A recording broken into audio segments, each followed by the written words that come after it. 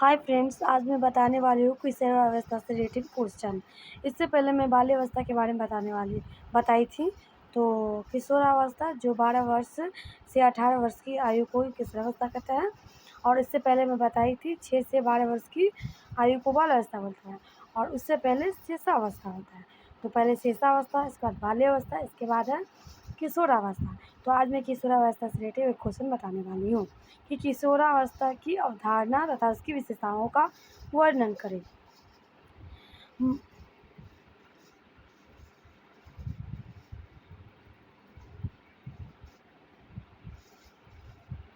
मानव जीवन के विकास की प्रक्रिया में किशोरावस्था का महत्वपूर्ण स्थान है। बाल्यावस्था समाप्त होती है और शुरू होती है किशोरावस्था। जब जैसे कि मैंने बताया स्टार्टिंग में ही कि इससे पहले मैं बाल्यावस्था बताई हूँ। तो जब बाल्यावस्था समाप्ति होती है और इसके बाद किशोरावस्था शुरू होती है। यह अवस्था युवा अवस्था अथवा परिपक्वता तक रहती है। यह सतत प्रक्रिया है। इस बाल्यावस्था तथा प्रौढ़ावस्था के मध्य की संधि का काल को कहते हैं। तो हम इस तरह भी कह सकते हैं कि बाल्यावस्था की समाप्ति और प्रौढ़ावस्था से के मध्य की अवस्था को भी हम बाल्यावस्था कहते हैं। इस संधि काल भी कहते हैं मतलब। और इस अवस्था की विडंबना होती है। बालक स्वयं को बड़ा समझता है और बड़े उसे छोटे समझते हैं। जबकि क्रो ने कहा है कि किशोर ही वर्तमान की शक्ति और भावी आशा को प्रस्तुत करती है।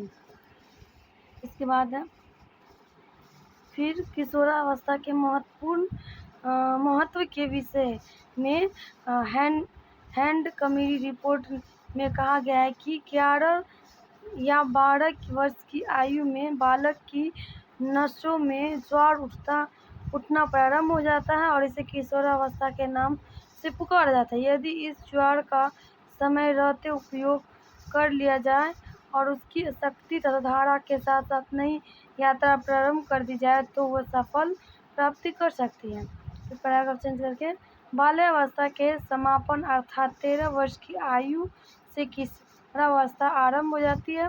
इस अवस्था को तूफान या संवेगों की अवस्था भी कहा जाता है। हैंडो कमेटी की रिपोर्ट में कहा गया है कि 11 से 12 वर्ष की आयु में बालक की नसों में ज्वार उठना प्रारंभ होता है।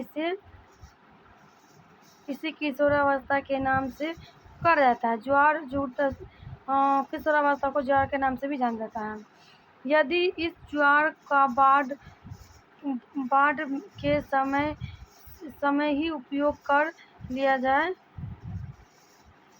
और एवं उसकी शक्ति और धारा के साथ नई यात्रा आरंभ किया जाए तो सफलता प्राप्त की जा सकती है। इसके बाद है विभिन्न वैज्ञानिक हैं जो अपने अपने अनुसार किशोरावस्था के बारे में बताए हैं। तो जैसे जर्सील्ड के अनुसार किशोरावस्था वह समय है जिसमें विचारशील व्यक्ति बाल्यावस्था से परिपक्वता की ओर संक्रमण करता है। फिर दूसरा है स्टेनले हॉल के अनुसार किशोरावस्था बड़े संघर्ष, तनाव, तूफान तथा विरोध की अवस्था है।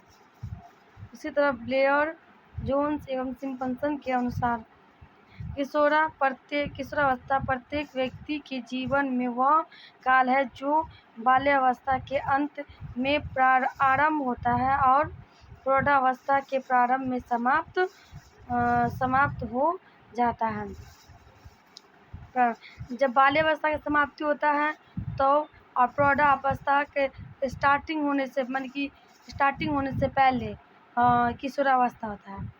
और मनोवैज्ञानिकों ने कहा है कि इस अवस्था की अवधि साधारणतः 7 से 8 वर्ष से 12 से 18 वर्ष तक की आयु तक होती है। इस अवस्था में आरंभ होने की आयु लिंग, जाति, जलवायु, संस्कृति, व्यक्ति के स्वास्थ्य आदि पर निर्भर करती है। सामान्य बालकों की किशोरावस्था लगभग 13 वर्ष की आयु में और बालिकाएं 12 वर्ष की आयु में आरंभ हो जाती है।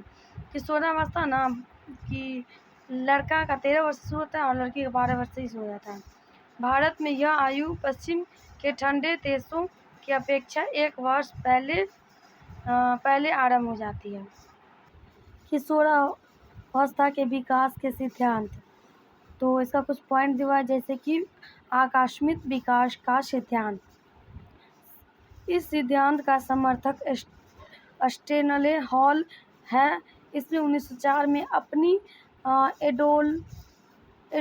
एडोलेसेंस नामक पुस्तक प्रकाशित की। उसमें उसने लिखा है कि किशोर में जो भी परिवर्तन दिखाई देते हैं वे एकदम होते हैं और उसका पूर्ण अवस्था से कोई संबंध नहीं होता। स्टेनले हॉल का मतलब, किशोर में जो शारीरिक, मानसिक और संवेग परिवर्तित होते हैं वे आकस्मिक होते हैं।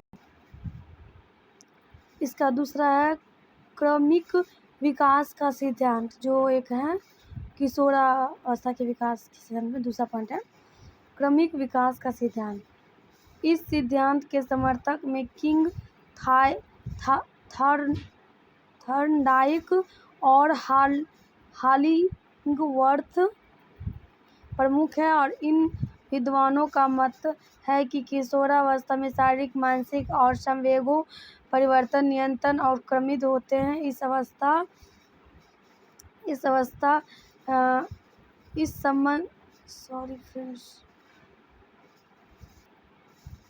इस संबंध में किंग ने लिखा है कि जिस प्रकार एक ऋतु का आगमन दूसरी ऋतु के अंत में समाप्त होता है, ऊपर जिस प्रकार पहली ऋतु में दूसरी ऋतु के आगमन के चिन्ह दिखाई देने लगते हैं, उसी प्रकार बाल्यावस्था और किशोरावस्था एक दूसरे से संबंधित रहती है। इसके बाद पैराग्राफ चेंज करके, किशोरावस्था वह समय है जिसमें किशोर अपने को वयस्क समझता है और वयस्क उसे बालक समझते हैं। वयसंधि की इस अवस्था में किशोर अनेक बुराइयों में पड़ जाता है। E.A. किलपैट्रिक के कथन के अनुसार, मतलब इस बात पर कोई मतभेद नहीं हो सकता है कि किशोरावस्था का जीवन सबसे कठिन काल है। इस कथन की पुष्टि में नामांकित तर्क दिए जा सकते हैं। इस पे कुछ पॉइंट है, आप देख सकते हैं। जैसे कि इस अवस्था में अपराधी प्रवृत्ति अपने पराकाष्ठ पर पहुंच जाती है और नशीली वस्तुओं का प्रयोग आरंभ हो जाता है। इस तरह के आप पॉइंट देख सकते हैं। कुछ 7 पॉइंट है।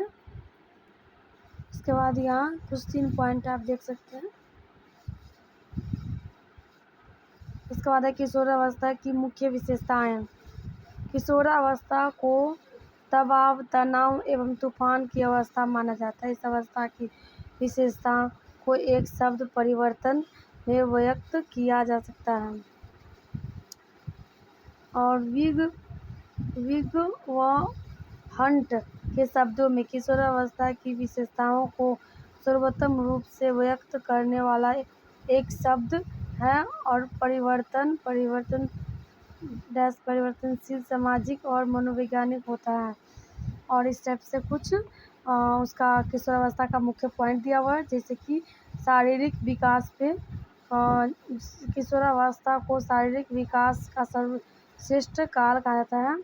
किशोरावस्था में बच्चे का शारीरिक विकास ज़्यादा ही होता है। और इस काल में किशोर के शरीर में अनेक महत्वपूर्ण परिवर्तन होते हैं। और जैसे भार और ऊंचाई में तीव्र वृद्धि, मांसपेशियां और शरीर की ढांचे तीव्रता, किशोर में दाढ़ी। और इस तरह आप देख सकते हैं कि शारीरिक विकास में किशोरावस्था में कुछ ज़्यादा ही परिवर्तन होता है। उसका भार भी चेंज होते हैं, लंबाई, फेस का कटिंग, दाढ़ी, मुँह, चाँद इत्यादि आना शुरू हो जाता है। इसके बाद है मानसिक विकास। किशोर के मस्तिष्क का लगभग सभी दशाओं का विकास होता है। इसमें विशेष रूप से अग्रलिखित मानसिक गुण पाए जाते हैं। कल्पना और दिव्य स्वनों की मूलतः बुद्धि का अधिकतम विकास, सोचने समझने की क्षमता, तर्क करने की शक्ति में वृद्धि, विरोध वंश इत्यादि चीज में किशोरावस्था का तेज होना होता है। घनिष्ठ और व्यक्तिगत मित्रता, तो आप देख सकते हैं कि किशोरावस्था की मुख्य विशेषता में 3 पॉइंट ये हैं और आगे भी पॉइंट है। इस तरह चौथा पॉइंट है व्यवहार में विभिन्नता, स्थिरता और समायोजन में अभाव। छठा पॉइंट है स्वतंत्र एवं विद्रोह का भावना। सातवां पॉइंट है काम शक्ति की परिपक्वता। आठवां पॉइंट है समूह के महत्व। नौवां पॉइंट है रुचियों में परिवर्तन एवं स्थिरता। उसी तरह पॉइंट यहाँ पर भी है। 10वां पॉइंट है समाज सेवा की भावना, ईश्वर और धर्म की विकास, जीवन दर्शन का निर्माण, अपराध प्रवृत्ति का विकास, स्थिति और महत्व की अभिलाषा और व्यवसाय चुनाव। इस टाइप से पॉइंट आप देख सकते हैं। तो फ्रेंड्स आपको कैसा लगे बोलिएगा, लाइक कीजिएगा, सब्सक्राइब कीजिएगा और शेयर कीजिएगा। Thank you friends.